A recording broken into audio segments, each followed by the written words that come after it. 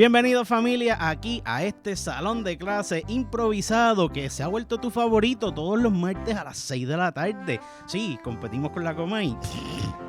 Mira, si te quieres auspiciar aquí en este fabuloso espacio o en cualquiera de los muchos que hay, puedes comunicarte al 787-221-9530 o comunícate en info@gw5.com. Ya yo te lo he dicho, lo que no se promociona no lo vas a vender, brother. Y aquí, mira, no tiene que ser este espacio nada más. Siempre el lunes, la hora machorra, hablando pop, el sonso, dile no el sonso, la partida, negocio legal SOS, muriendo de bella, chacho, aquí hay programación, brother, para todos los gustos, para todo el mundo, ¿tú me entiendes? ¿Tú me estás siguiendo, brother?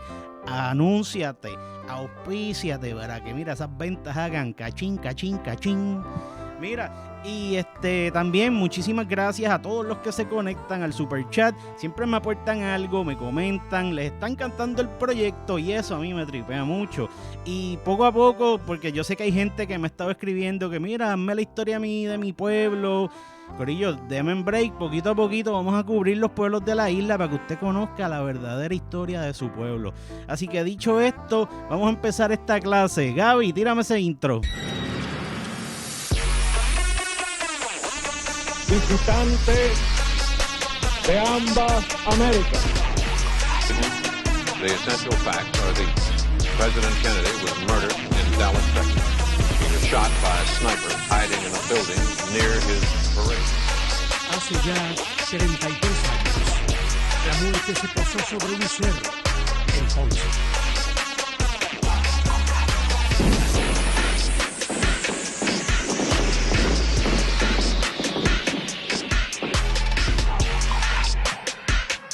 Those aboard leaping for life from a flaming inferno. The actual crash of the Hindenburg.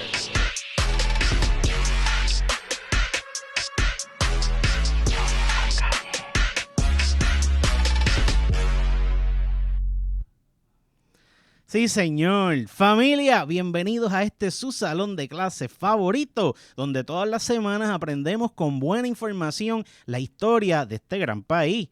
Hace algunas semanas salió un escrito que se pudiera decir estaba quemando al señor José de Diego.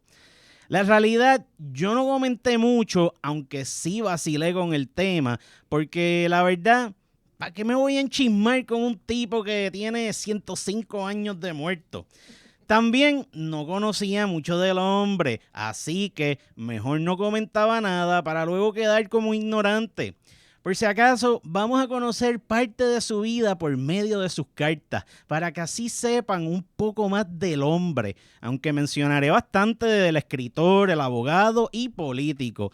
Así que hoy en Historia con Calle vamos a aprender acerca del caballero de la raza, José de Diego. Nace un 16 de abril en Aguadilla, José Toribio de Diego y Martínez, en el sector La Carrasca del barrio Tamarindo, en la iglesia parroquial San Carlos Borromeo, un 31 de mayo de 1866.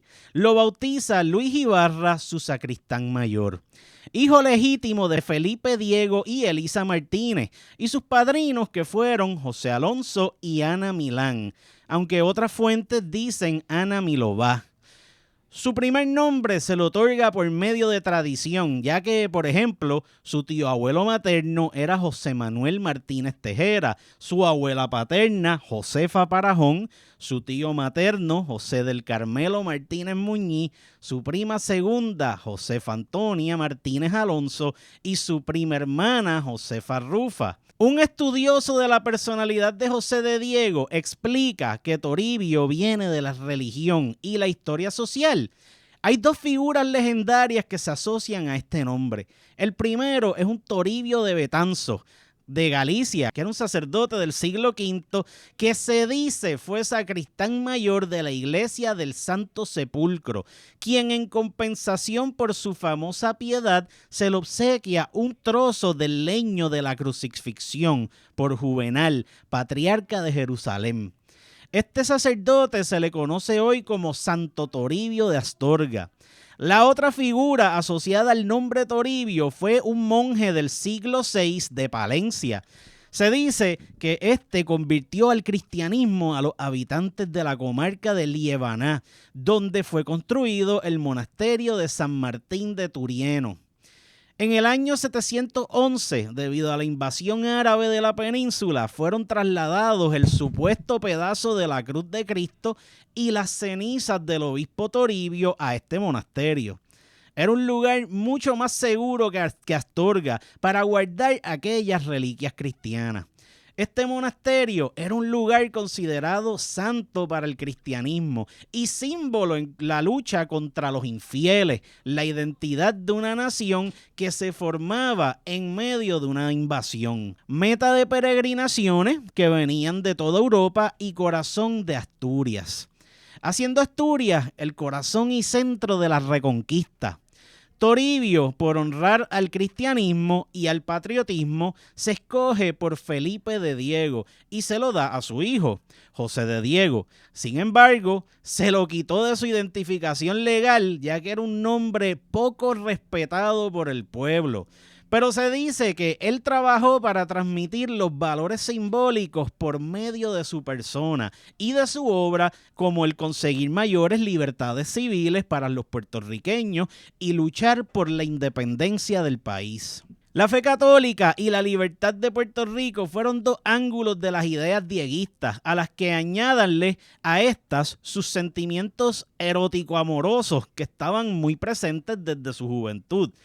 Esto lo podemos ver en sus expresiones de dolor, que eran algo intensas en cartas enviadas a Carmen Echavarría, que era el amor de su juventud. José fue el hijo de Felipe de Diego Parajón, quien era natural de Parciego, Oviedo, en Asturias, y su madre, Elisa Martínez Muñiz, quien era natural de Aguadilla.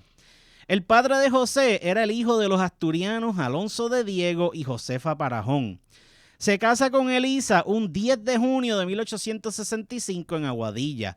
Muere un 19 de enero de 1879 y lo entierran un día después. Tenía 48 años. Se dice que estaba vinculado con la milicia española. En los versos escritos por José, este describía a su padre como un hombre que era del acero de la misma espada que éste llevaba en su cinto. La madre del poeta nace un 12 de julio de 1830 y fue bautizada con el nombre Juana Elvira en la parroquia de Aguadilla. Sus padres fueron Marcos Marcelino Martínez Tejera y María Estefanía Muñiz Rivera. Los documentos eclesiásticos, sin embargo, la identifican como Estebanía, con V.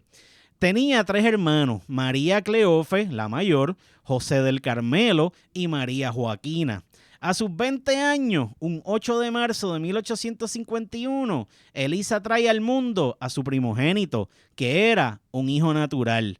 Para explicarte lo que es un hijo natural, define la RAE, hijo natural, como un hijo nacido fuera del matrimonio. En términos modernos, un bastardo. Juan Santiago Sáenz Martínez. Este muchacho fue reconocido por un hombre de apellido Santiago Sáenz, que era natural de Logroño, en España, y bautizan al niño un 2 de octubre de 1851. Este muchacho era mayor que José, con 15 años de diferencia, y con el pasar de los años se desempeñó como padre sustituto para él y una hermana menor.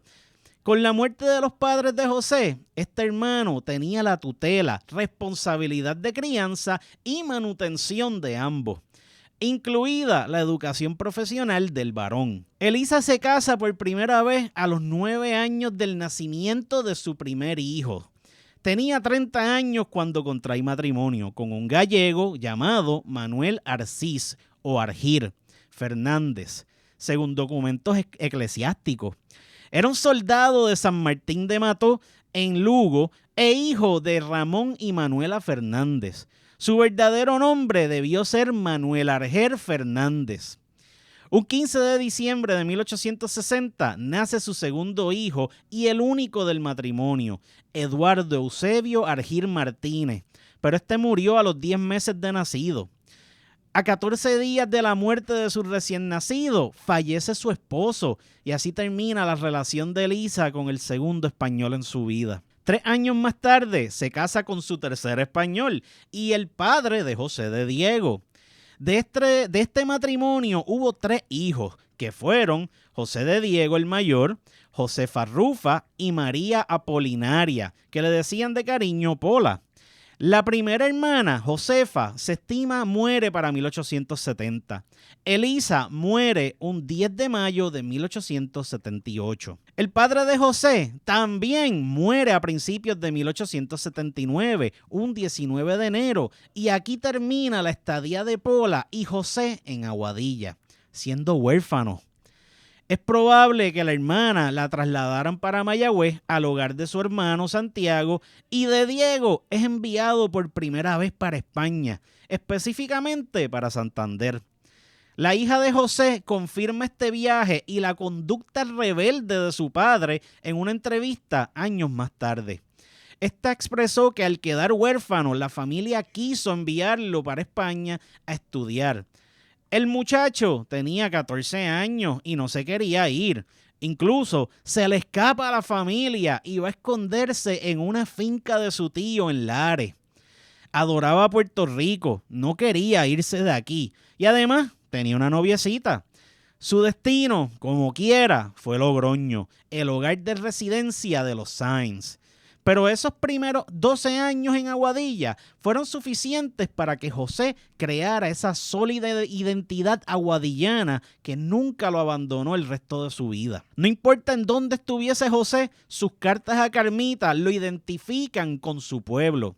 Si tienes el chance de leer versos de José en Sueños y Volantines, El Ojo de Agua, Aguadilla, El Canto de las Piedras y Raíces Eternas, te darás cuenta de que el pana sentía tremenda pasión por su pueblo. Para mí, sentía más amor por Aguadilla que por otro.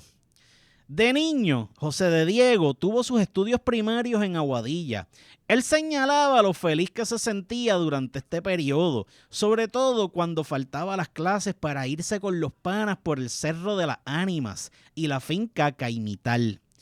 Estas escapadas les salían medias caras porque recibían castigos por esto.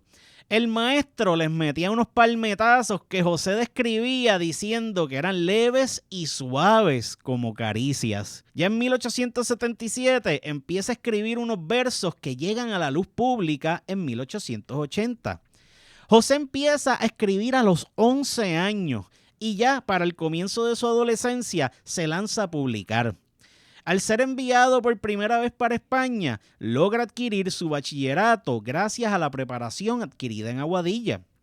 Debido a los altos costos de la transportación y lo peligroso que era cruzar los mares, es probable que no viajara a Puerto Rico durante sus vacaciones. Logroño logra que José empiece a escribir con 2 emociones en la poesía, la emoción religiosa y la emoción de la historia. Allí, a los 14 años, se vuelve fanático de la política y se hace miembro del Comité Republicano Progresista de Logroño. Es ahí donde escribe su primera colaboración poética para la Semana Cómica. También, al sur de la colegiata Santa María, tenía su local la librería El Riojano, que era proveedora del Magisterio Nacional de La Rioja, y editaba un periódico titulado El Riojano, donde se pueden encontrar publicaciones suyas. Es en Logroño donde se da a conocer su poesía al conocimiento público. El estado político y social en España, su reflejo en Puerto Rico y el catolicismo dogmático de la época llevan a De Diego a reaccionar. Se empieza a familiarizar con la literatura heterodoxa que estaba en contra de las normas seguidas por el resto, donde se revela la crisis de fe de esos años. Esta se puede apreciar en sus primeros libros de versos, Los Grandes Infames y Sor Ana. De Diego llega a España en una época donde se están acabando las antiguas estructuras feudales. Era muy evidente las ventajas económicas que gozaba la burguesía, quienes controlaban las finanzas, la industria y el comercio en grandes y medianas ciudades y centros urbanos estratégicos. En estos tiempos se explotaban a las masas campesinas y a los sectores obreros del país. Así empieza a nacer una sensibilidad artística que cada vez se hacía más grande en América. El modernismo trae una revolución de la literatura en la lengua española y nace la generación del 98, un movimiento literario español que empieza luego de la última guerra carlista. De Diego vivió estos tiempos con la misma normalidad con la que nosotros vivimos los papelones de nuestros políticos modernos. Pero, a diferencia de los locales, este sabía que era un extranjero y que por su raíz puertorriqueña tenía una conducta cuidadosa y defensiva. El periódico provincial El Riojano tiene las colaboraciones poéticas más antiguas de José de Diego en España. Era un vocero semanal fundado por Tiburcio Martínez Alezón, que aparecía todos los viernes. La imprenta de Federico Sanz estaba a cargo de su producción en la calle Mayor 121. Era una publicación de 6 páginas y su contenido se limitaba a dar información para los maestros de la región, comentarios de actividades del gobierno en relación a la enseñanza y algunas secciones que no aparecían en todos los números. Allí, De Diego deja 8 poemas publicados que fueron El Mosquito Inexperto, A Cervantes, El Congreso de los Gatos, Acróstico, Pobre Poeta, Trenes que Parten, Dios y el Infinito y a mi buena amiga VS. Un 25 de mayo publica en el Buscapié un poema con título A la poesía himno y sus versos cuentan 3 fábulas. José era aficionado a estas expresiones morales en verso que nos recuerdan a las fábulas de Esopo. José sentía que era necesario escribir poemas que tuvieran utilidad. Con el tiempo, sus sencillos versos se van volviendo más complejos. Sus poemas demuestran que era un poeta comprometido. Para José, aquellos que defendían el purismo poético y sus discípulos no eran santos de su devoción. José rechazaba el escapismo de la mitología grecorromana y nórdica. No mostraba ningún aprecio por temas que utilizaban como influencia a China o al Japón. Le pichaba a todos los temas frívolos de Francia y no existe un verso de él dedicado al rey Sol francés. Tampoco le dedicaba versos a las prostitutas, madamas o al erotismo de salón. José explica en un escrito su postura en cuanto a esto. Para él, la poesía no era algo que se debía adornar, pero luego empieza a hablar de su patria de una manera romántica donde nos deja entender que él se entregaba a ella en cuerpo y alma. Es por esto en parte que en la literatura puertorriqueña le asignan un espacio como precursor entre el romanticismo y el modernismo. Créanme, gorillo, que este estilo motivó a mucha gente, incluyendo a los que escribieron la mayoría de los libros que hablan de su obra. Empezando a escribir de adolescente, se puede notar que era un talento en desarrollo. Aunque es cierto que no le interesaban ciertos aspectos de aquel mundo del siglo XVIII, las fábulas sí tenían un espacio significativo en su formación literaria. Hay un poema que le dedica a Miguel de Cervantes Saavedra.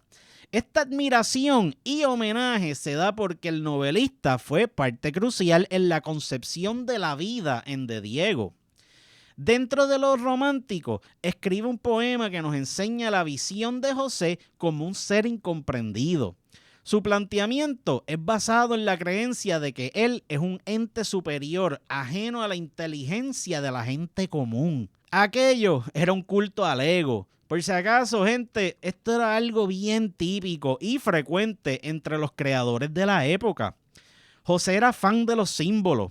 El tren, por ejemplo, que se ve como un símbolo de progreso y modernidad, para José servía para abordar la muerte, presente en el pensamiento y la emoción humana. De joven, tiene una fase rebelde donde se vuelve agnóstico por 5 años y luego retorna a la práctica de la fe católica.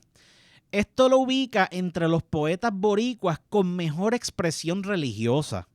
Con el tiempo, colabora con 4 poemas para el Madrid Cómico. En estos versos describe a la mujer como un vehículo de la belleza, pero no de manera abstracta. En este aprendizaje practica el uso de metros y estrofas que revelan que el muchacho tenía talento para la construcción técnica del verso. Cuando ya se establece en Puerto Rico, es un poeta de experiencia, pese a su juventud. Existe prueba que José completó su bachillerato en Logroño. En el expediente de carrera literaria, en los archivos de la entonces Real Universidad de La Habana, hay un extracto del expediente académico de José. Este indica su nombre y apellido, que es natural de Aguadilla, que tiene 24 años de edad, que logró su grado de bachiller y con la calificación de sobresaliente. Tenía buenas notas el muchacho. Antes de regresar a Puerto Rico, se empieza a dar a conocer por su gestión literaria y por los memorables incidentes políticos ocurridos en su vida. En Madrid colabora con El Progreso, Los Dominicales del Pensamiento Libre, Verán Ustedes y Madrid Cómico. Algunos de estos escritos fueron luego insertados en Pomas Rosas.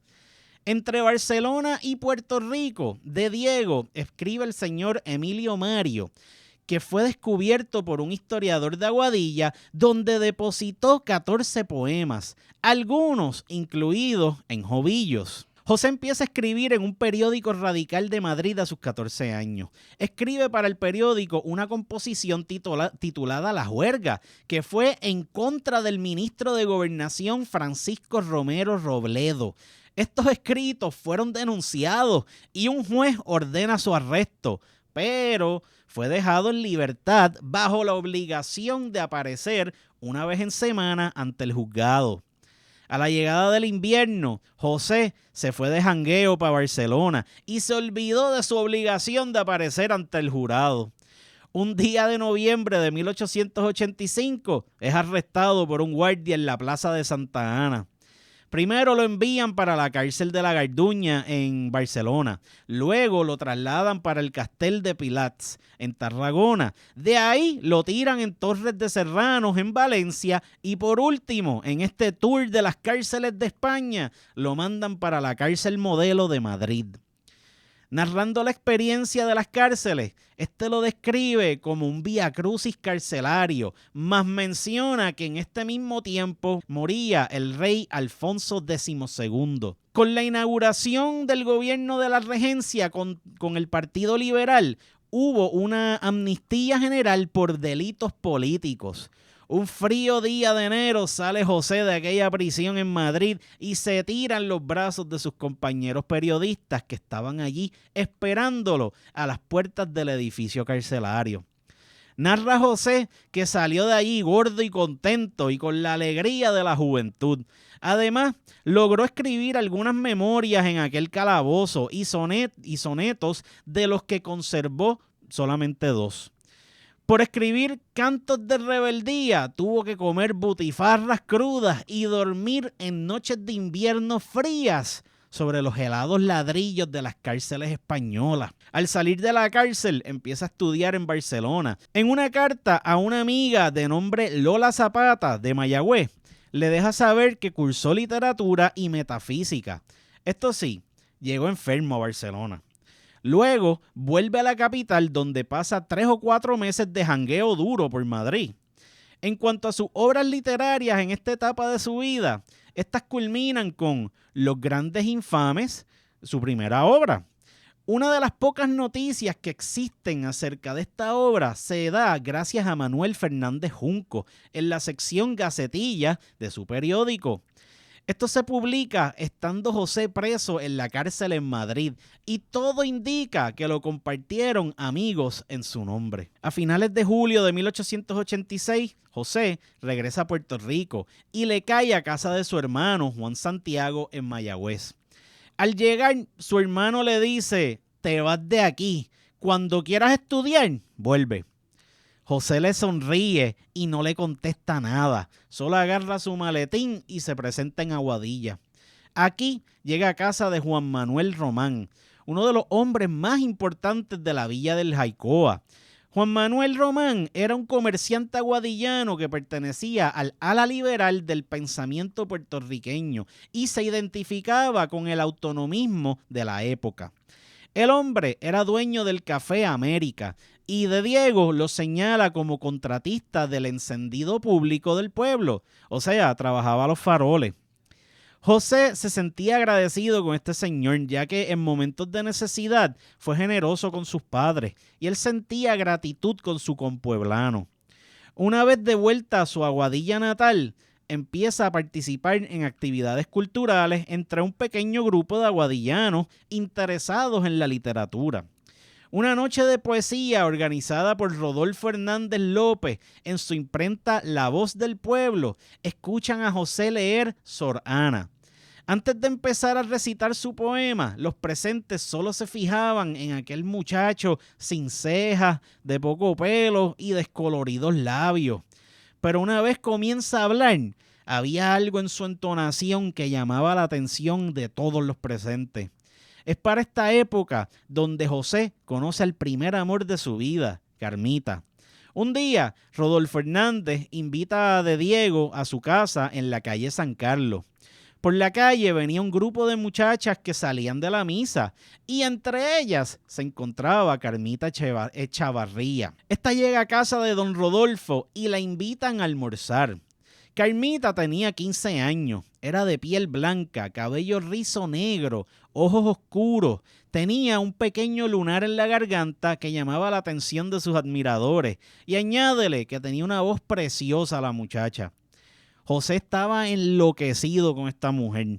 La famosa casa donde José se enamora quedaba al sur de la iglesia católica y miraba hacia la plaza del Recreo. Con los años, esta plaza principal se bautiza como Federico de Getó.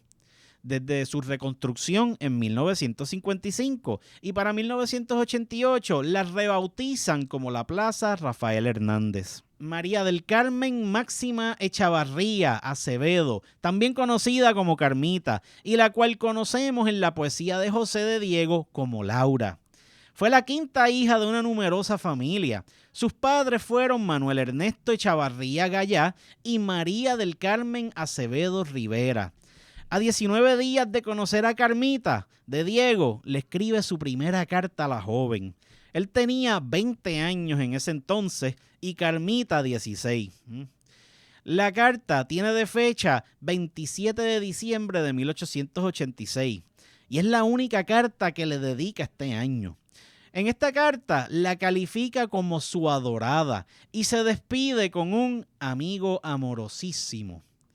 La carta revela el efecto transformador de Carmita en José, además de manifestar su sentido de orfandad con el que ha vivido, el amor que le profesa, la confesión de su carácter orgulloso, su honradez y la confianza en la que ponen su futuro en manos de Carmita. Para principios de 1887 publica Para la pobre ciega, Nuestras bodas, para el Emilio Mario de Barcelona, junto con Compendio de Literatura y Dios provee. Es ahí que Luis O'Neill pide para De Diego la mano de Carmita a su padre, pero esto no se dio.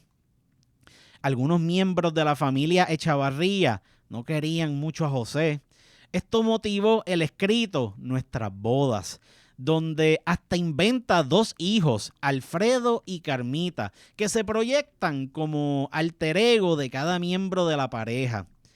También se queja contra el hermano mayor, Arturo Lao, de 19 años, y al que acusa de ser espía del padre y quien chotea la relación de ambos. Lo llama embustero e implica que es un cobarde y le deja saber que cuando vea a su padre le hablaría dispuesto a romper con su familia para que consientan su relación. Habla de los celos de alguien al que apoda Ramplola, quien conversaba con Carmita por las ventanas de su casa. José habla acerca de las excusas que da el padre de Carmita a la relación. Lo acusa de tener una visión del honor a la española y que esto era una trampa para sus aspiraciones amorosas. Renuncia a visitar a Carmita y se elimina la posibilidad de ganar su simpatía y bloquear oportunidades a otros pretendientes. En Nuestras bodas, José escribe que aunque no hay esperanza de que Carmita sea suya ante los ojos del mundo, ante Dios sí lo era. Un 7 de marzo de 1887, de Diego asiste a la asamblea del Partido Autonomista en el Teatro La Perla de Ponce, en representación del pueblo de Moca. En algún momento en este mes vuelve a escribirle una quinta carta a Carmita que gira en torno a la salud de su madre, ya que sufría una enfermedad que es muy probable fuera tuberculosis. Otra carta donde José no pierde tiempo y vuelve a escribir acerca de sus sentimientos, pero asume una postura paternal ante ella, aunque le suplica que no lo olvide. La sexta carta que le envía a Carmita es una de confesión política. Primero le deja saber sus posturas radicales ante la condición política puertorriqueña y sus sentimientos en cuanto a figuras públicas del autonomismo del oeste. Le escribe acerca de su renuncia pública a la lucha independentista que fue instada por su amigo el doctor Juan Salvador Carbonell Toro. Este hombre cae preso en el Castillo del Morro como resultado de la política represiva de Romualdo Palacio González. Gracias a José Tomás Silva, líder autonomista aguadillano, los encarcelados fueron liberados, prestando 30,000 pesos para garantizar la libertad. Este hombre, junto a otros, fundó El Clamor del País, que fue el primer periódico autonomista de Puerto Rico. Este periódico fue el que hizo público el decreto recibido de Madrid concediendo la abolición de la esclavitud en 1873. La actitud de Carbonell venía del conocimiento de la situación que pasaba Puerto Rico. Él quería evitar que el Partido Autonomista y sus dirigentes fueran objetos de más arrestos por parte del régimen español. De Diego, como idealista que era, vio aquello como hipócrita y de política oportunista. Desde entonces internalizó la prédica pública contra la independencia como una especie de traición. Repartió culpas entre sus compañeros y el pueblo sin aceptar su responsabilidad propia y a partir de entonces se desempeña en el circo colonial de espalda a su propia conciencia. En este desprecio incluye a sus propios compañeros Herminio Díaz Navarro y Lola Rodríguez de Thió. José opta por continuar su preparación legal y sin explicación que pudiera encontrar, se escoge la Facultad de Leyes de Galicia para que continúe con sus estudios. Pero aquí nunca asistió. Hubo gestiones para que estudiara aquí, pero el proyecto no se concretó. El liderazgo autonomista regional pospone su recorrido político por una semana y esto le permite a De Diego volver al asunto de su relación con Carmita. A esta ya la conocen como su novia.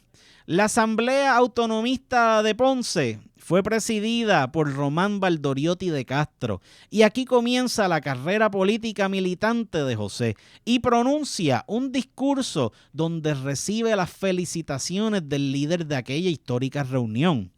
Comienza una ruta en su vida política de sacrificio personal y económico. Ya para esta fecha, la relación con Carmita entra en crisis.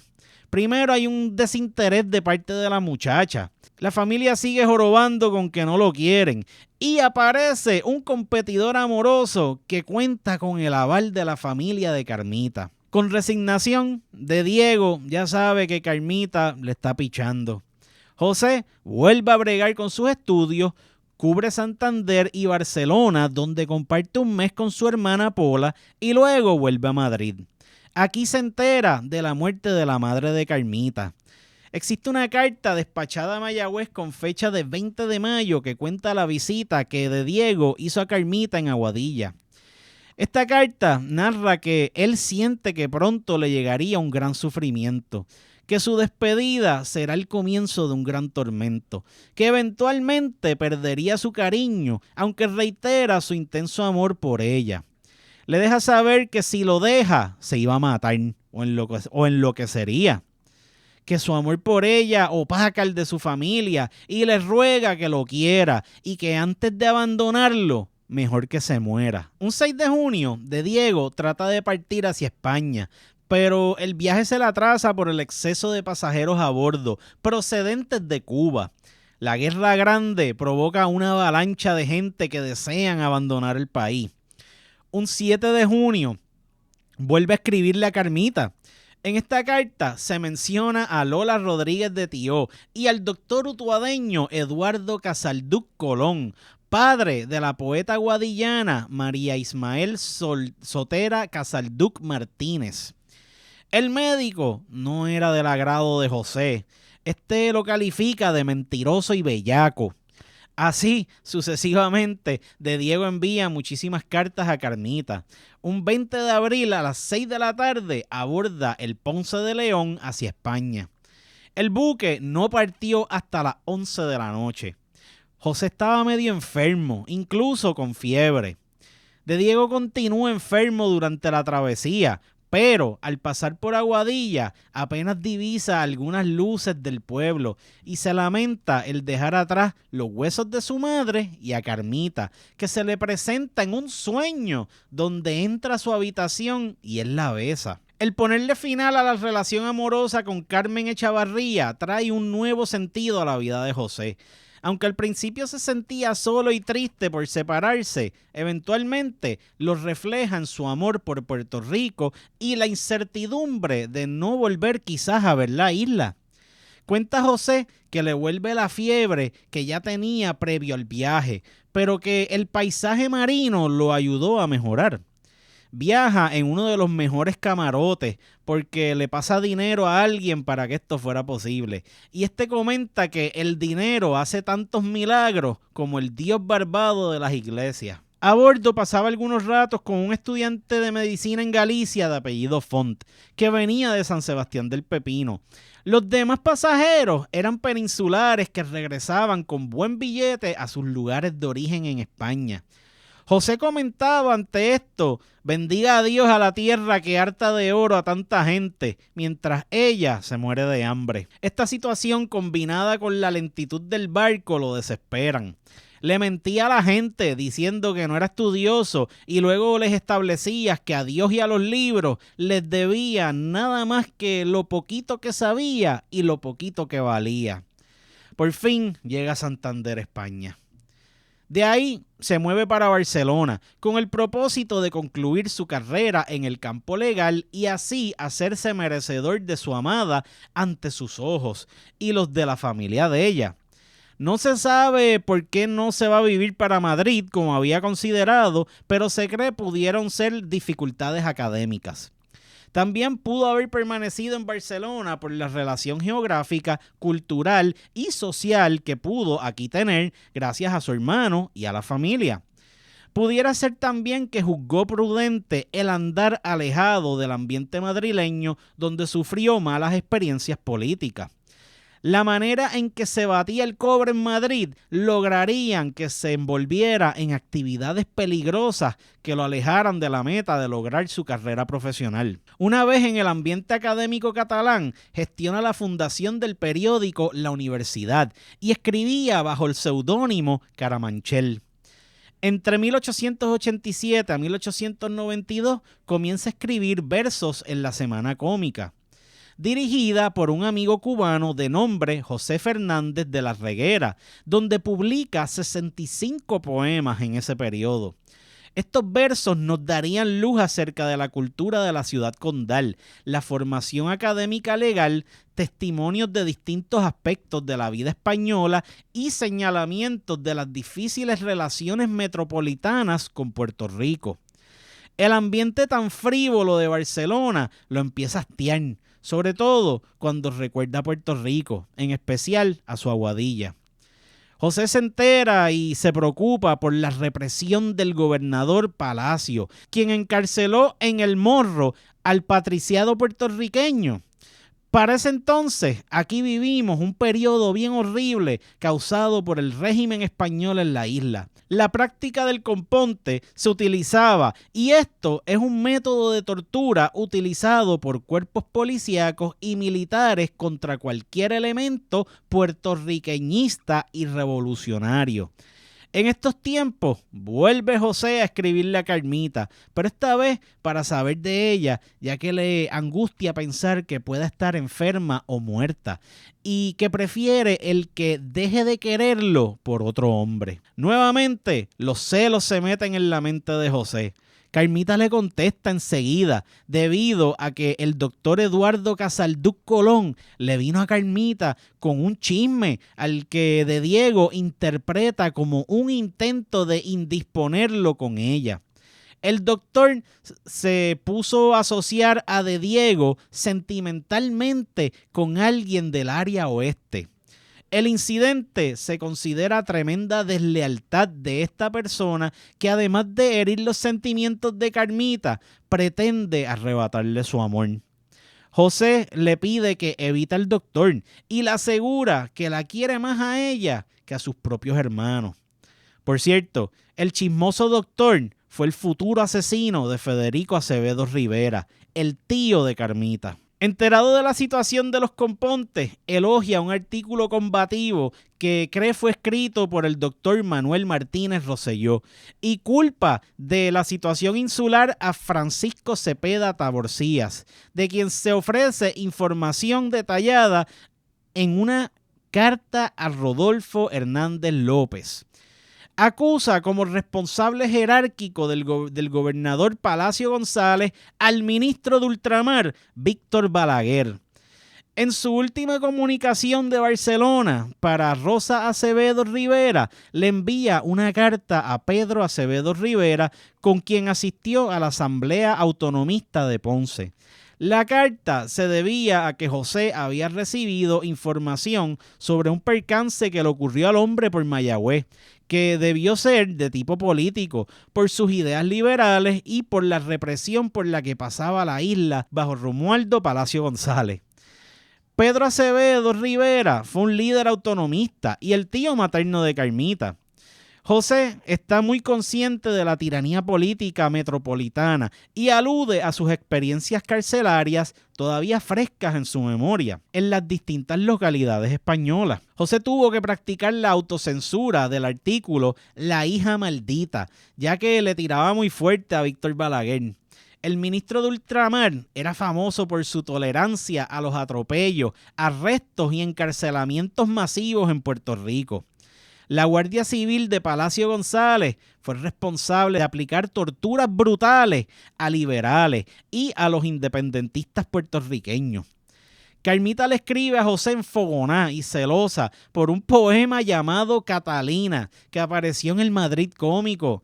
El verso que la sacó por techo dice: sé que ella al verme corre y se asusta porque me mira de mala gana, y a pesar de eso, cuánto me gusta la Catalina, la catalana. Estos versos salen en el Buscapié de Manuel Fernández Junco y es probable lo que motivó la molestia de Carmita. Por si acaso, y en defensa de José, esto fue un polvo aventurero de esos locos que todos podemos tener, y fue antes de que conociera a Carmita. En aquel entonces, sus dos mejores amigos eran el mayagüezano Mariano Riera Palmer y el yaucano Manuel Solís Cummings, futuro autor de la historia de la Constitución de los Estados Unidos de América. Un 7 de abril de 1888, De Diego le envía una carta a Lola Rodríguez de Thió.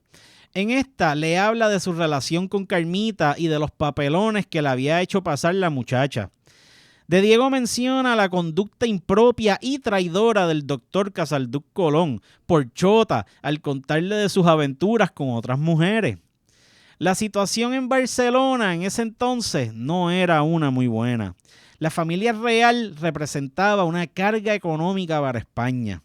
En Cataluña estaba la reina María Cristina de Habsburgo, Lorena, y su hijo Alfonso XIII. Un día, y ante ellos, una mujer ve a Alfonso y dice en catalán: ¡ay, qué chico! Se parece al hambre. A lo que De Diego agrega: tiene usted mucha razón, este chico se asemeja hoy por hoy a media España. De Diego vuelve a escribirle una carta a Carmita donde le plantea que está considerando mudarse para Madrid o Valencia. También le pide a esta que de su parte le comunica a su hermano Ernestito que no vaya para Argentina, dado la mala situación que vivía aquel país en ese entonces. José escribe en el poema Patria para los primeros Juegos Florales del Ateneo puertorriqueño. Un día le llega una carta de Carmita diciendo molesta que no se molestara más en escribirle y hasta le propone que se comuniquen solo 6 veces al año. José le contesta molesto y le dice que hiciera lo que le diera la gana.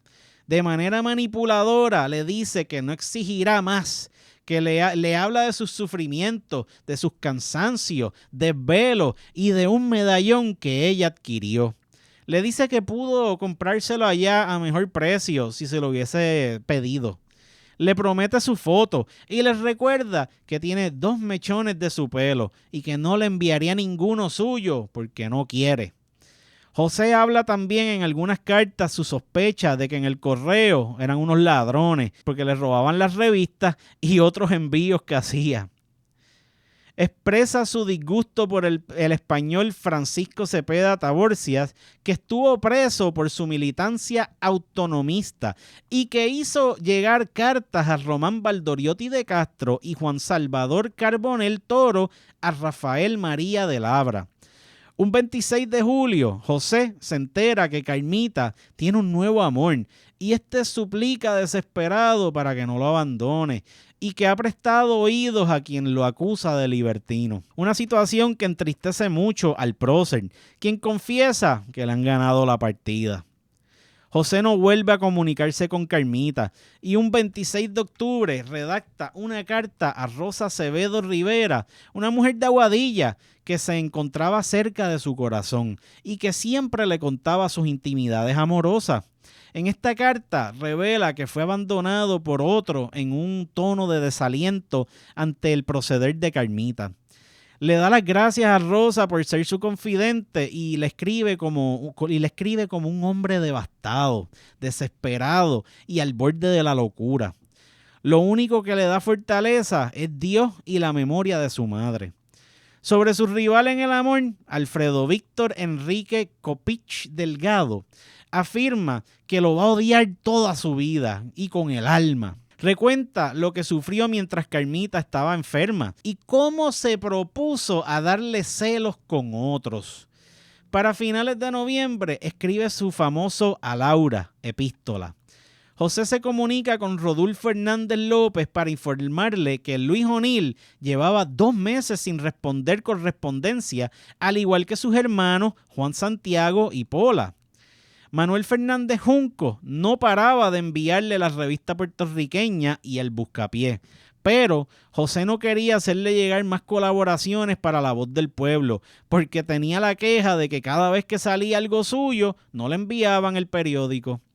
Su poema Patria se le otorga un premio en los primeros Juegos Florales del Ateneo puertorriqueño. Entre el 10 al 18 de enero de 1889 se publican los poemas Lección de Historia y Puntadas.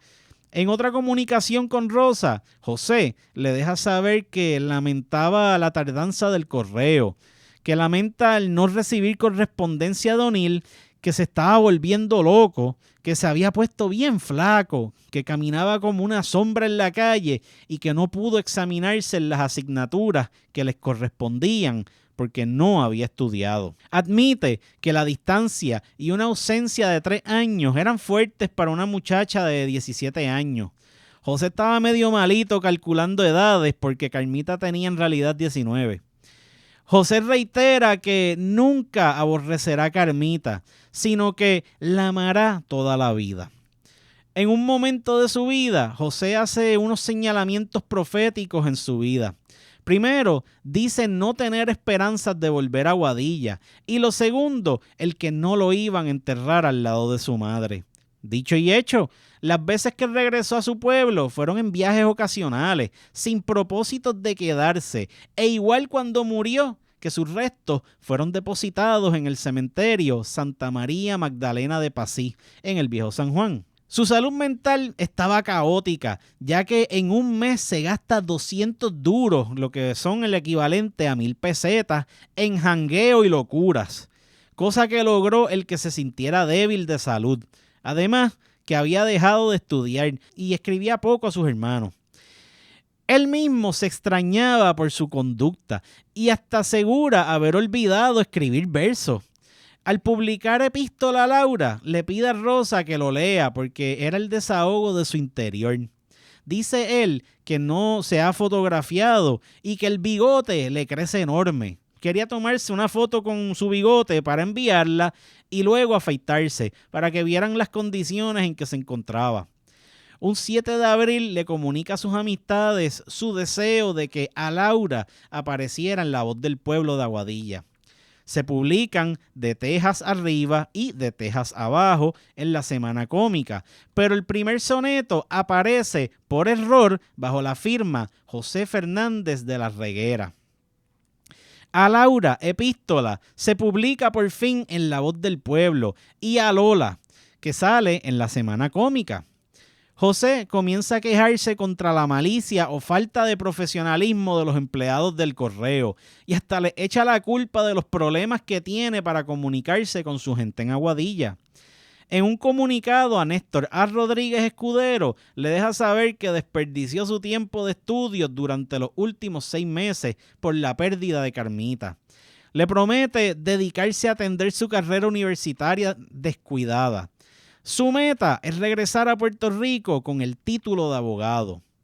Su atención empieza a girar hacia el futuro del Partido Autonomista, que considera uno negativo, pero reitera su disposición de combatir hasta el final. De ahí, su discurso se dirige al futuro del periódico La Voz del Pueblo y de su director, a quien aconseja que se cuide y no exponga su salud e intereses. Trae a colación su respaldo, el de Luis A. Torregros Zamora y del grupo atrevido que lo acompañan, quienes dice José que serían capaces de dar la vida por la patria. Critica a los que no pueden respaldar económicamente a los periódicos, que eran caritos de mantener, y confirma su solidaridad y propósito de luchar a su lado. José empieza a destacar la importancia de La Voz del Pueblo y entiende su posición conservadora del directorio interino del Partido Autonomista. Se enfrenta al clamor del país que era dirigido por Salvador Bravo Asensio. Este ataca a las intrigas que promovía un sector de la diligencia del movimiento, ya que algunos miembros se mostraban hambrientos de protagonismo histórico. Fue por estas actitudes que miembros tan importantes como Román Valdoriotti de Castro y otros importantes seguidores renunciaran a la dirección del colectivo. Antes de este suceso, De Diego hace un escrito y no oculta su desprecio por Francisco Cepeda Taborcia. Este señor llegó muy joven a La Habana, al comienzo de la Guerra Grande, donde se afilió al Partido de la Unión Constitucional, que favorecía los intereses de España. En 1885 llega a Puerto Rico a trabajar por el autonomismo y al siguiente año funda la Revista de Puerto Rico en San Juan. Luego de la Asamblea Autonomista de Ponce, traslada este vocero a aquella ciudad.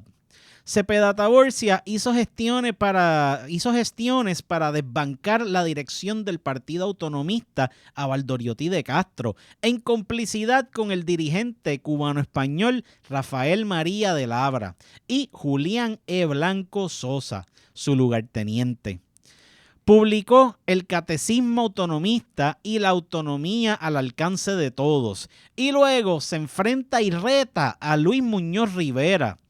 Fue citado al combate por Muñoz Rivera y al no querer enfrentarse pierde su popularidad y abandona el país. Su escrito a Laura se vuelve bastante popular luego de publicarlo en La Voz del Pueblo y le envió copia al periodista y crítico puertorriqueño Antonio Cortón, residente en España, quien le muestra una copia al poeta Emilio Pérez Ferrari, quien felicita al aguadillano, acto que lo complace.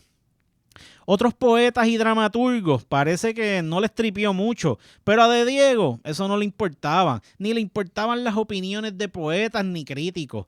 Él solo estaba interesado en que sus versos le gustaran a sus amigos de Aguadilla. El poema Patria, que fue galardonado por el Ateneo, por alguna razón, aunque le habían hecho notificación de invitación para recibir un galardón por este escrito, No se había notificado nada oficial todavía, y José se molestó por esto y no tenía intenciones de reclamar dicho galardón. Por otra parte, había tiraera entre José y Salvador Brau, quien le dedicó unos comentarios irónicos en una carta.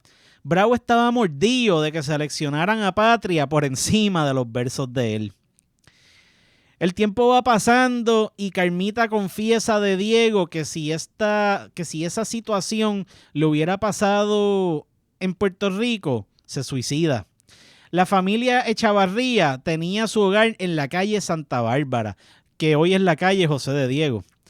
Era una antigua casona del corregidor Sebastián Lacorte y donde luego vivió Gabriel Adolfo Ruiz Rivera, medio hermano del señor Segundo Ruiz Belvi. La casa ya no existe, ya que fue destruida para construir una estructura que fue oficina de fuentes fluviales, lo que luego fue la Autoridad de Energía Eléctrica y lo que hoy, lastimablemente, es Luma. Es en estos tiempos que narra de Diego que sentía un fuerte dolor de estómago, que se le puede añadir a varios señalamientos suyos acerca de todos sus dolores. De julio de 1889 hasta marzo de 1890 hay un vacío en la comunicación de José con su gente de Aguadilla, cosa extraña ya que era su costumbre mantener contacto con ellos. Se piensa que muchas de estas comunicaciones se pudieron perder, incluyendo cartas a sus hermanos en Mayagüez. Un 12 de marzo de 1890 regresa José a San Juan, donde lo podemos ya ubicar en el Cafetal Palmares, hacienda de su hermano Juan en Maricao. Vuelve de España vacío, sin novia, sin título profesional y enfermo. Estando aquí, busca recuperar sus fuerzas y curarse del ánimo depresivo en el que se encontraba. Aquella naturaleza le brindaba consuelo y recuperación de dolores físicos y emocionales. Esta finca era propiedad de Juan, su hermano, quien era un rico comerciante. Aquí se refugió en esta ocasión y luego vuelve para estudiar para los exámenes de su carrera legal en la Universidad de La Habana. Cuando vuelve a Puerto Rico, su presencia fue una total sorpresa para su hermano, pero a diferencia de la vez anterior, el hermano los recibe con comprensión debido a su estado emocional. No hace más que llegar y le da dengue, que se le complica con pulmonía. Así enfermo, pensaba con mucha ira contra el hombre que le llevó a la jeva. Lo tilda de ser un zángano y piensa hasta en vengarse escupiéndole la cara. Este tiempo en Maricao le vino muy bien ya que empieza a trabajar con su alimentación, se divierte haciendo actividades físicas, estudia, escribe y descansa. Es en este momento que se prepara para estudiar en La Habana. Se despide de su gente y promete estar en un entra y sale entre Cuba y Puerto Rico, en lo que sus hermanos viajan a España. El inicio público en la política liberal con raíz independentista culmina con el fin del periodo de activismo partidista. Su desempeño como delegado por Moca en la Asamblea Autonomista en Ponce le valió la felicitación de Valdoriotti de Castro, quien lo bautiza como una promesa patriótica entre las figuras de su ideología en aquel tiempo. José de Diego obtiene por fin el grado de licenciado en Derecho de la Universidad de La Habana un 6 de febrero de 1891 y comienza su carrera como abogado. También empieza a hacerse viral, digamos como orador político en el área noroeste del país. Entonces comienza a escribir acerca de asuntos legales y políticos, como por ejemplo la codificación administrativa, apuntes sobre delincuencia y penalidad y el plebiscito puertorriqueño.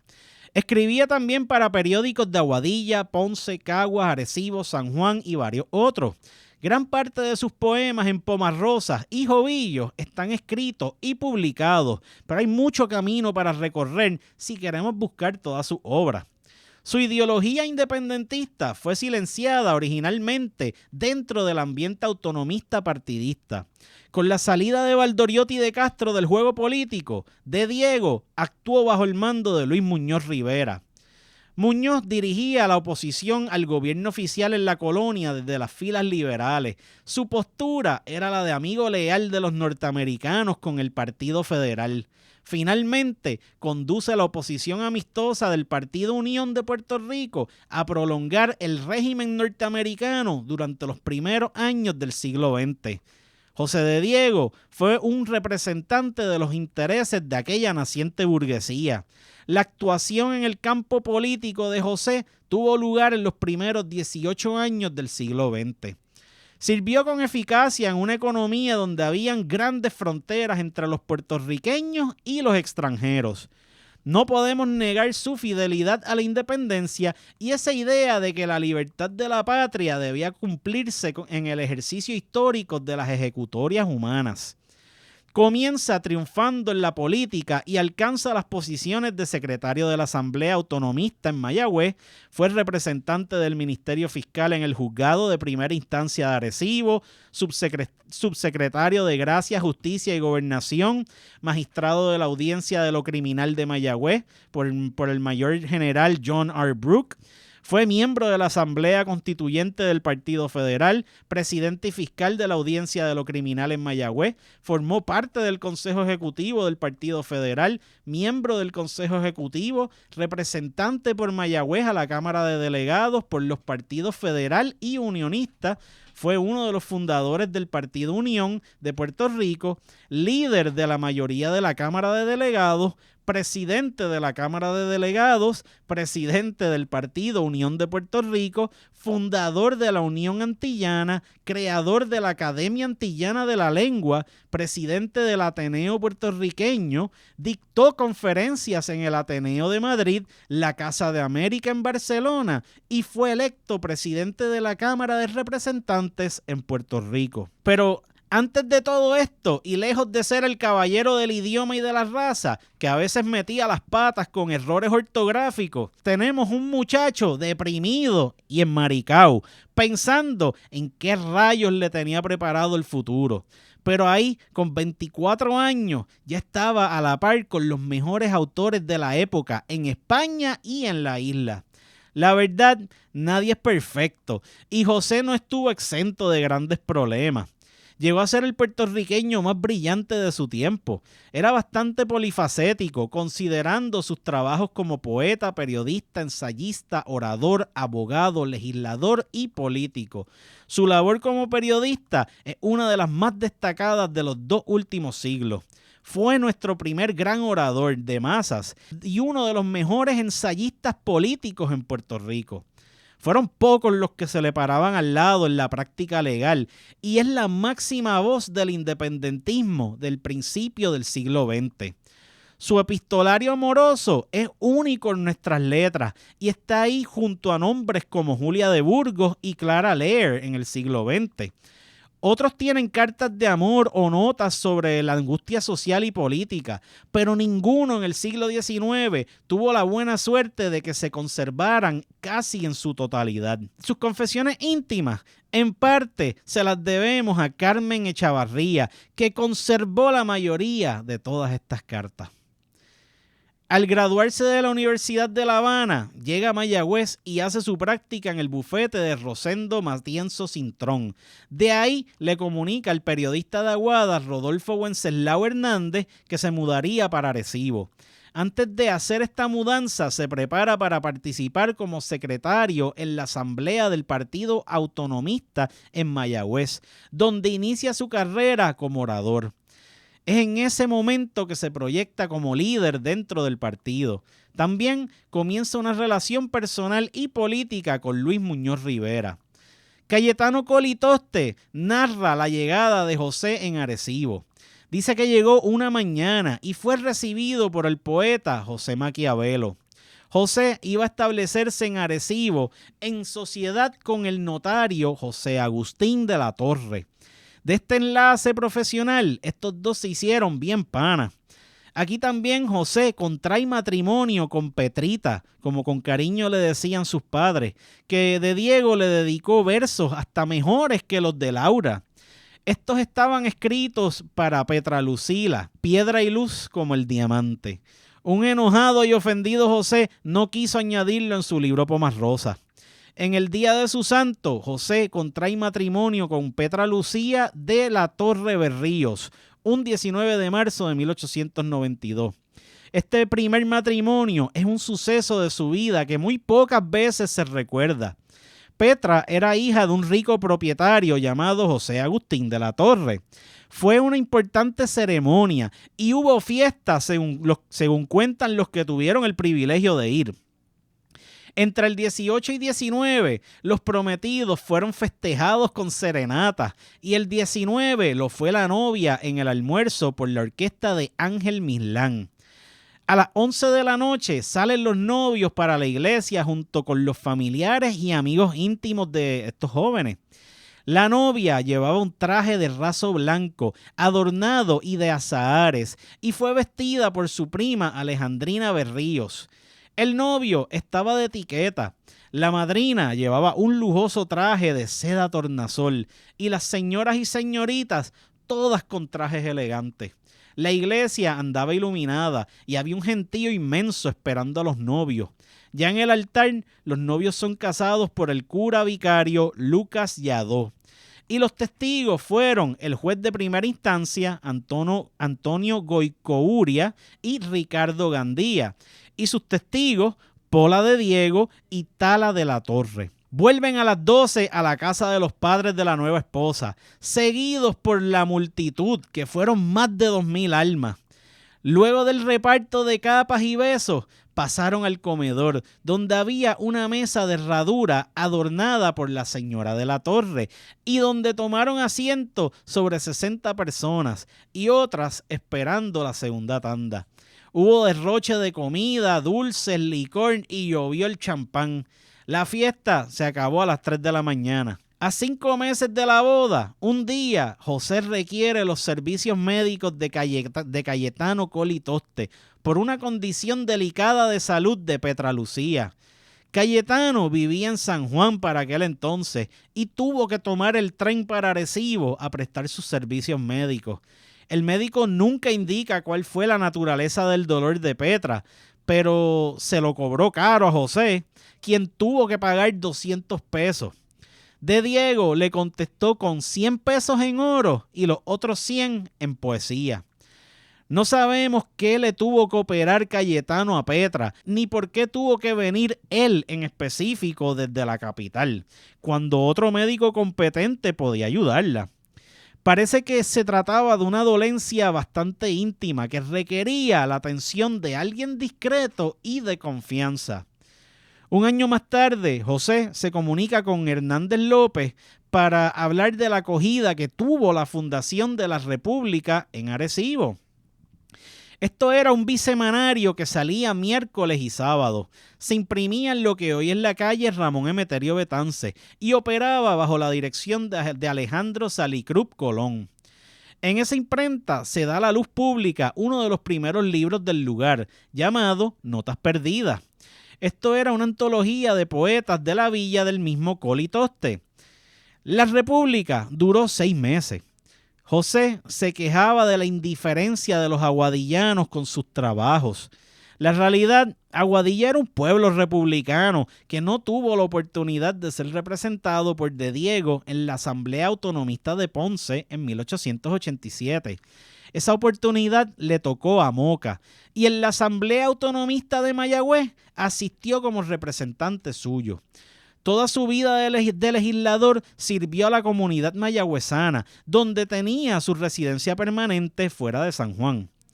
En este comunicado, José narra un ataque en Aguadilla.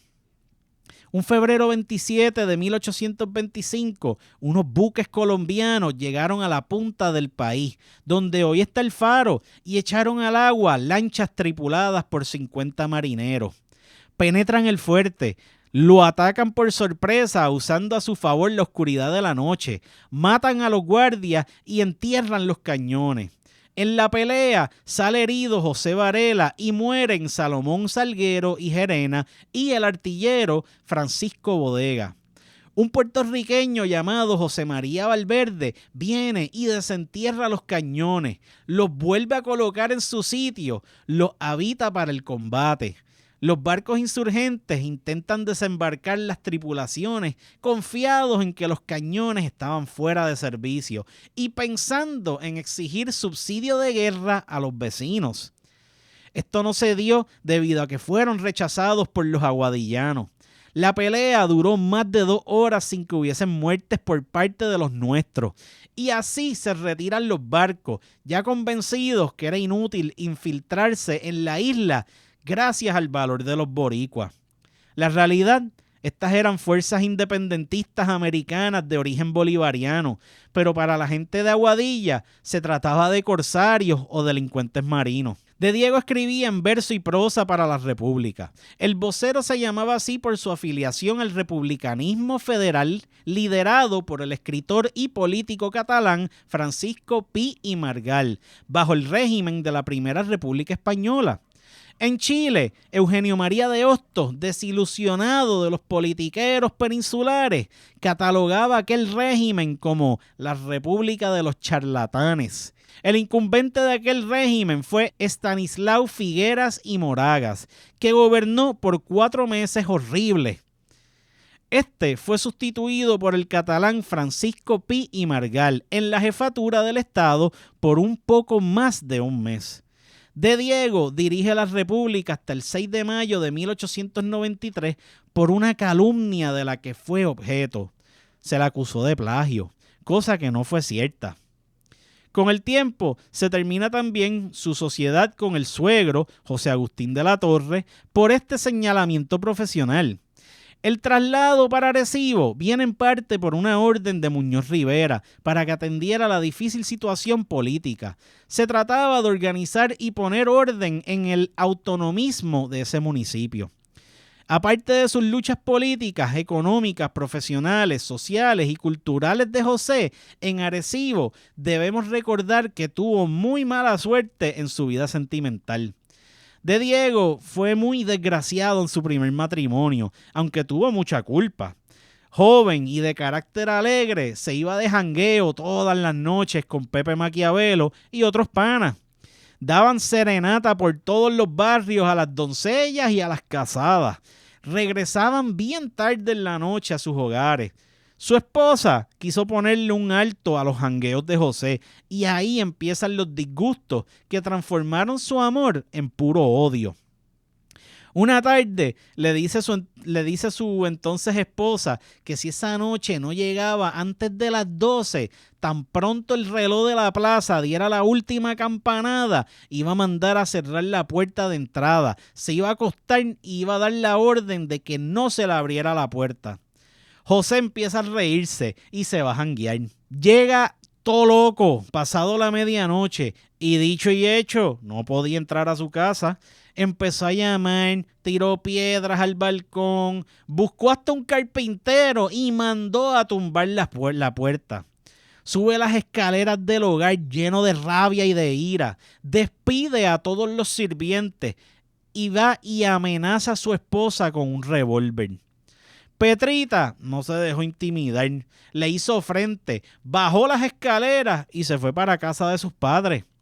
Los padres de Petrita pudieron poner la paz entre ellos, pero ya no había manera de arreglar ese desastre.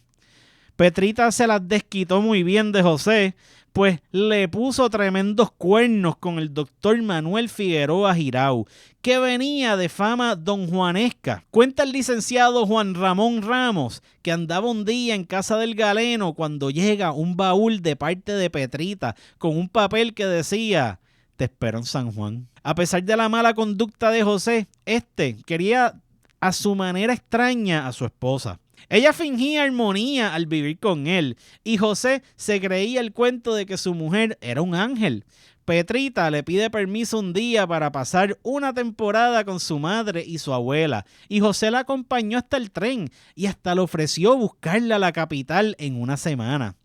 Una mañana llega ante el gobernador regional del norte de la isla un boticario de nombre Daubon, quien dijo en confidencia que en un vapor francés se fugaban el doctor Figueroa y la mujer de José de Diego. El amante esperaba a la mujer en un coche preparado y le chotean el plan al gobernador por si los quería detener. El gobernador no quiso meterse en ese asunto. A los 3 días llega José con mala cara ante el gobernador de la isla. José creía que su mujer estaba escondida en el convento de las monjas carmelitas. El gobernador le da permiso al jefe de la policía para que acompañara a José al obispado y registraran por todas partes el convento. Pero Petrita nunca apareció y José terminó allí frente al teatro municipal llorando a moco tendido.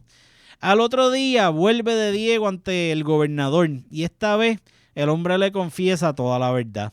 Le dice que su mujer lo traicionó por su mal comportamiento y que viaja en un vapor francés a Centroamérica. José lanza un grito de ira y dice que la va a matar. El gobernador lo mira y le dice: nada de eso, vaya donde el obispo para ver cómo puede romper con ese matrimonio. De Diego habla con el obispo y le confiesa que su mujer es una adúltera. El obispo les recuerda que la iglesia no divorcia a menos que se verifique el himen y que esté intacto. Comienza un litigio y un médico de familia que atendía a Petrita de niña tiene que ir a hacer el examen. Petrita seguía siendo virgen y el poeta quedó así divorciado. José tiene un segundo matrimonio para 1900. Se vuelve a casar en Mayagüez con Georgina Blanes, con la que tuvo 3 hijos. A diferencia de Betances, que era médico de los pobres y de los negros, José fue abogado de los que pudieron pagar por sus honorarios. Betances creía en la ideología de la insurrección de Lares y de Diego en el autonomismo de Ponce. Betances vivió en el exilio de París y de Diego dirigía la legislación colonial en San Juan. Betances planificaba la revolución del Caribe y de Diego oficiaba en la politiquería colonial. Betances era conspirador y revolucionario, mientras José era diplomático. Para 1915, de Diego sale para Santo Domingo para constituir allí la Unión Antillana, proyecto que fue comentado por el periódico La Democracia. Luis Llorent Torres resume el poema La canción de las Antillas, diciendo que la Federación de las Antillas puede ser una de las más influyentes naciones de esta parte del mundo. De Diego regresa un 20 de junio luego de cumplir con su viaje a bordo del crucero dominicano Independencia, lleno de honores. Un 8 de abril de 1916 invita a su casa a la Sociedad de San Juan, a lo que llamó una velada criolla. Contrató a la Orquesta Sinfónica de Tisol e hizo venir la Orquesta Brava de Aguadilla.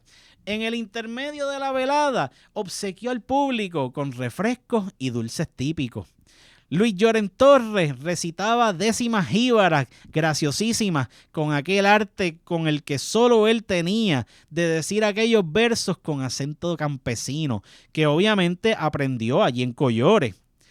De Diego leyó un poema titulado Himno a América ante Woodrow Wilson, que era un discurso en verso apocalíptico. Así terminó esta gran velada jíbara. De Diego empieza a viajar por México y por América del Sur para exponer en conferencias el ideal que vivía y lograr el interés de los pueblos hispánicos en el destino de Puerto Rico. El proyecto de viaje a la América hispana se terminó en España cuando una grave enfermedad lo obliga a volver a Puerto Rico. Ya él sabía que esta iba a ser su última enfermedad. Todavía en octubre del 1917 hablaba de las obras que tenía proyectadas, comentaba del problema racial de Estados Unidos en relación con el estatus de Puerto Rico, las bases para una constitución federal antillana, entre otros temas. De Pomarrosa sabemos que ha sido traducido en varios idiomas, además de inspirar a muchísimos poetas. La prosa de José se ha definido como el arte de dar a un ejercicio serio del entendimiento el carácter de un juego libre de la imaginación. Con la creación de la ley Foraker, José hace una denuncia de la situación colonial de Puerto Rico, insostenible como la describe en el derecho público y en el internacional. José describía esta ley como una que causaba descontento general al país por parte del régimen militar.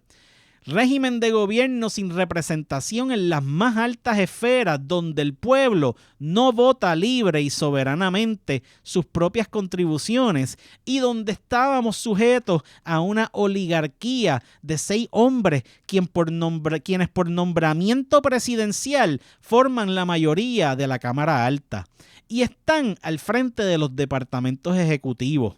Decretan y ejecutan leyes, otorgan franquicias de carácter público y hacen todo esto sin conocer nuestras leyes locales, nuestras costumbres, nuestro temperamento, nuestra vida colectiva, nuestra manera de sentir, de pensar y de hablar.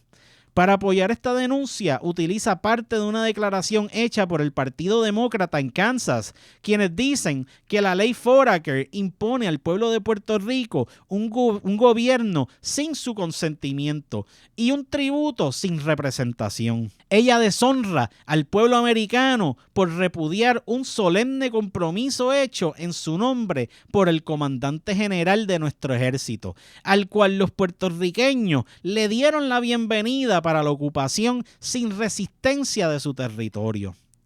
El cambiar la lengua natural del boricua por el inglés en nuestro sistema escolar era señalado también como otro signo de tiranía e imperio. Era una intención de dominio político absoluto ocultado detrás de la educación. Al matar al idioma, que es sinónimo de patria, lo que se quiere es destruir ese sentimiento patrio y matar otra rama de la raza latina. Por esto, José somete a la Cámara de Delegados un proyecto de ley obligando a la enseñanza del español en los primeros cursos elementales. Esto crea debate público, manifestaciones estudiantiles y medidas represivas por parte de las autoridades escolares y del gobierno. En la colonia no solo se destruyen las leyes, costumbres y normas morales de un pueblo. La lengua, que es la tradición y expresión de la personalidad nacional, se desplaza. En el artículo El desplazamiento se condena la emigración de campesinos boricuas a Hawái en 1901. Estos eran seducidos y engañados por compañías gigantes, así como un proyecto del gobernador Arthur F. Jaeger de 1914, negociando la emigración de puertorriqueños a otras Antillas. De Diego demuestra su indignación ante el proyecto de Jaeger. Dice que luego de leerlo, nunca, ni en la historia de la colonización de los antiguos conquistadores asiáticos, había visto cosa igual. Comenta que eso de querer sacar a los hombres de su tierra porque son muchos y no pueden ganarse la vida debe ser estudiado por futuros escritores en Derecho Internacional, Sociología, Antropología y todas las ciencias físicas y morales. Termina exhortando a los puertorriqueños a permanecer firmes en Puerto Rico, ya que ningún patriota debe abandonar su patria para que su puesto sea ocupado por un invasor. José de Diego también atacaba la corrupción de la prensa, ya que otro problema de la colonia es el desarrollo del servilismo, adulación y la corrupción de instituciones como la prensa, que su deber es estar al servicio de la verdad y la justicia, pero que en cambio solo se entregan al feo papel de halagar al poder, burlándose de los ideales y difaman a los patriotas. José les mandó caliente a las uniones obreras también, denunciaba las actitudes de algunos de estos grupos que anteponían los intereses del país para favorecer los de Estados Unidos. Este mal señalado llegó a la modernidad porque muchas uniones obreras llegaron a ser parte de las poderosas uniones norteamericanas. Como todos los independentistas que han defendido la libertad en las colonias, José fue víctima de persecución, calumnias, burlas y atropellos. El 10 de enero de 1916 se presenta el Bill Jones para proveer un gobierno civil a Puerto Rico y otros fines. Luego de analizar el bill, de Diego concluye que este empeoraría la situación colonial del país. Los sucesos que siguieron luego del proyecto Jones confirmaron el que José tenía razón en cuanto al tema. Nuestro temor, irresolución y debilidad de carácter son razones por las cuales el problema constitucional de Puerto Rico no se ha resuelto aún. De Diego insiste en que la independencia es la única solución legítima y fundamenta su opinión con el hecho de que Puerto Rico es un pueblo bien definido. También se esfuerza por demostrar la capacidad del puertorriqueño para combatir por la libertad de su país y gobernarlo con sabiduría y prudencia. En su discurso, Puerto Rico en el problema de la raza, se afirma la capacidad y preparación puertorriqueña para un gobierno soberano e independiente, capacidad que muchos negaban y aún hoy por los que se asustan de pensar de lo que nos puede faltar por no tener a FEMA, WIC y los cupones, o dicho de una manera más bonita para que no se sientan insultados, la protección de la bandera americana. José prefiere las ideas a la espada y así lo manifiesta en muchos escritos, pero también entendía que la mayoría de los pueblos han tenido que comprar su libertad, derramando sangre, y si había que morir, él estaba dispuesto. En mi opinión personal, conseguir la independencia por medio del derramamiento de sangre está muy difícil. Debemos pensar que el tamaño del territorio, los recursos limitados y el tamaño poblacional no nos favorecen para tomar esta acción. Es ahí donde debemos pensar de qué manera debemos convencer tanto al gobierno americano como a nuestros propios ciudadanos a optar por esta ideología.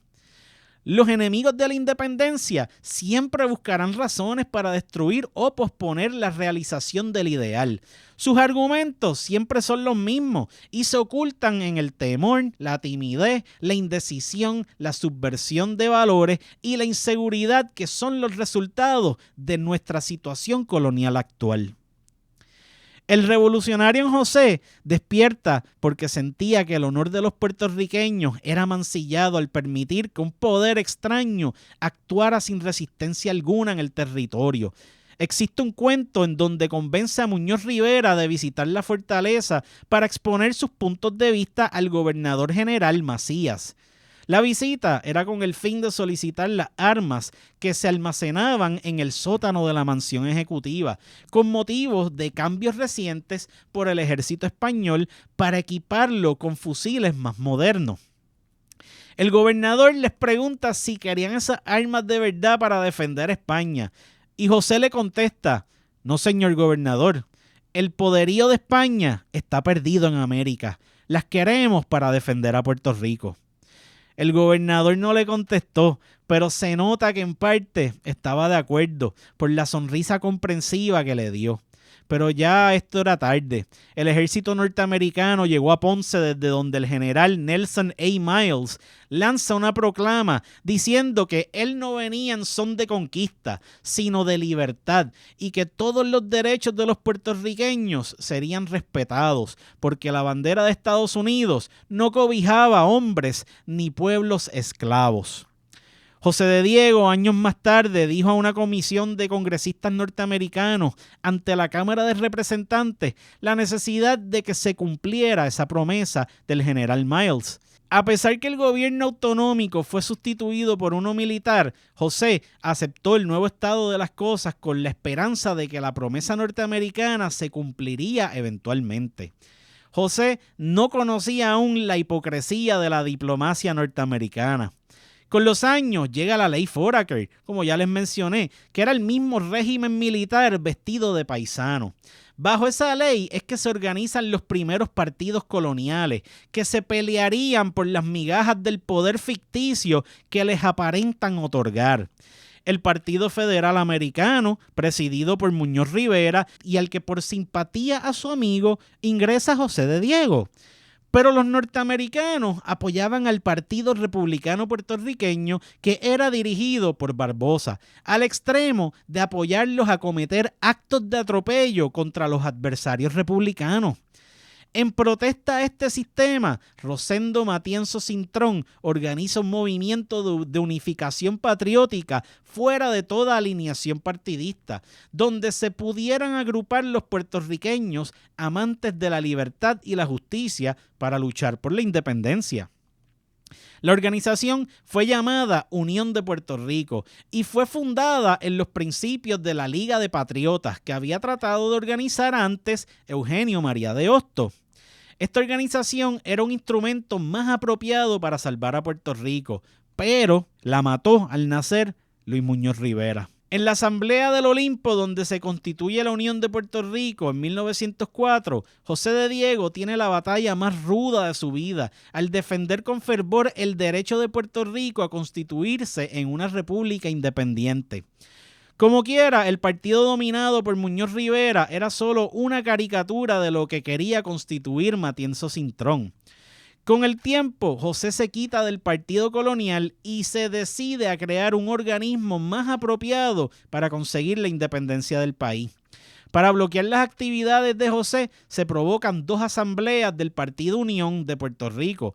Una en noviembre, conocida como Asamblea de Miramar, que la gente llamó del Candado, y la del año 1914, donde se hicieron acuerdos forzados por Muñoz Rivera, quien regresaba de Washington para cerrar la puerta a toda propaganda que abogara por la independencia de Puerto Rico. José quería unificar patriotas puertorriqueños que no tuvieran la ambición presupuestal que tanto los dividía.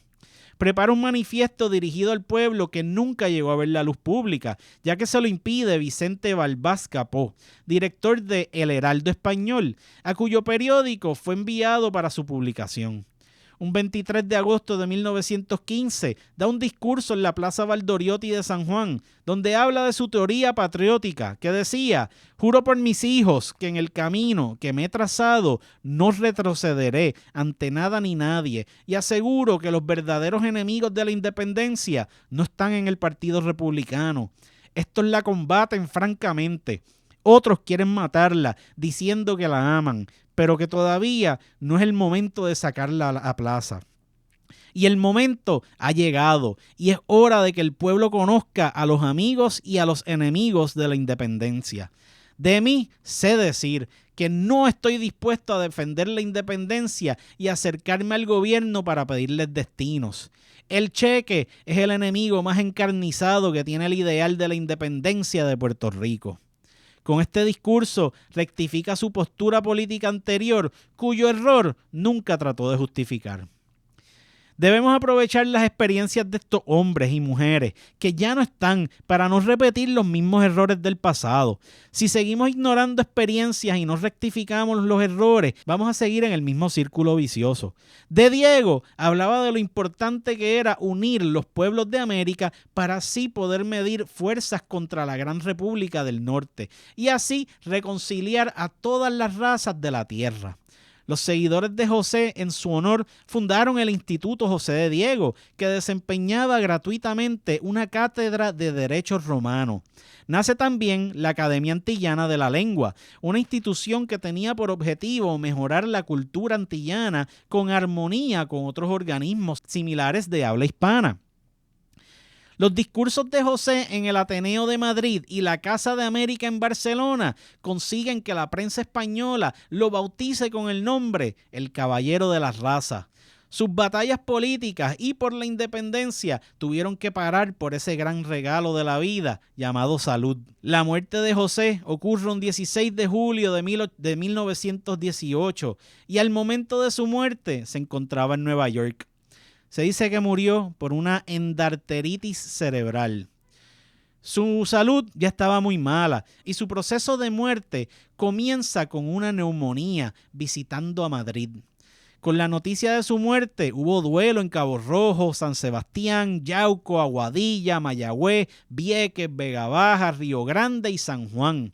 Los consulados de Cuba y Venezuela y Santo Domingo en la isla se unieron al duelo izando sus banderas.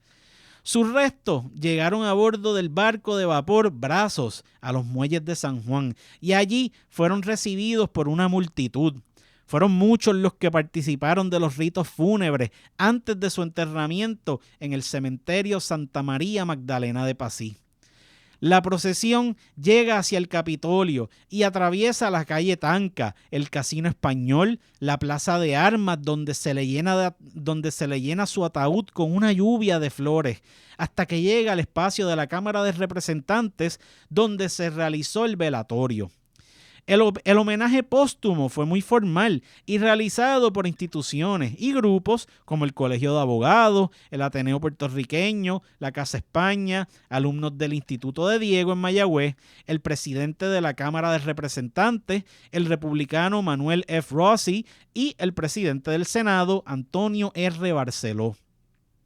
Al analizar su entierro, podemos ver un intento de reconstruir la memoria establecida del hombre y olvidar ciertos sucesos con el fin de crear un mito y convertirlo en un prócer. En Puerto Rico Ilustrado muestran bellas mujeres llenando su tumba de flores, cuando sabemos por medio de la historiadora María F. Barceló Miller que José, como presidente de la Cámara de Delegados, fue un fuerte opositor al voto femenino en la isla. Sobre todo en 1909, cuando Nemesio R. Canales presentó el proyecto de la Cámara número 39 y cuyo objetivo era darle la igualdad a nuestras mujeres en materias electorales.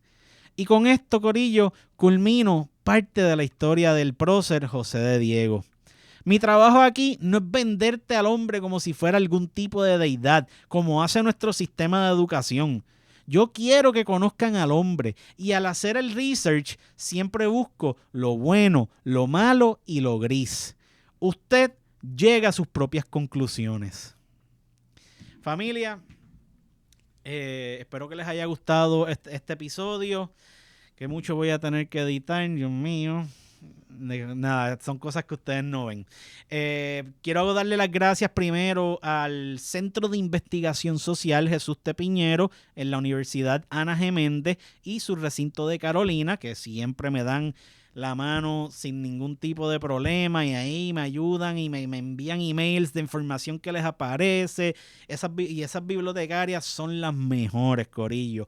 Pero también estoy súper agradecido con la Universidad de Puerto Rico, su recinto de Río Piedras, en la biblioteca José M. Lázaro. No sé si usted ha ido por ahí, pero en el segundo piso usted también puede encontrar la colección puertorriqueña. Esa gente siempre me ayudan con mucha amabilidad, están siempre bien dispuestos a buscar información para ayudarme y, mano, de verdad que estoy más que agradecido con ustedes. Si no fuera por esta gente, yo no podría estar haciendo estos episodios, familia. So, es a ellos a los que ustedes les deben de dar las gracias de verdad. Yo simplemente vengo a narrar la historia. Yo la redacto y la narro. Esta gente son los verdaderos héroes. Así que los dejo con esto. Será hasta la semana que viene. Francisco, llévatelo.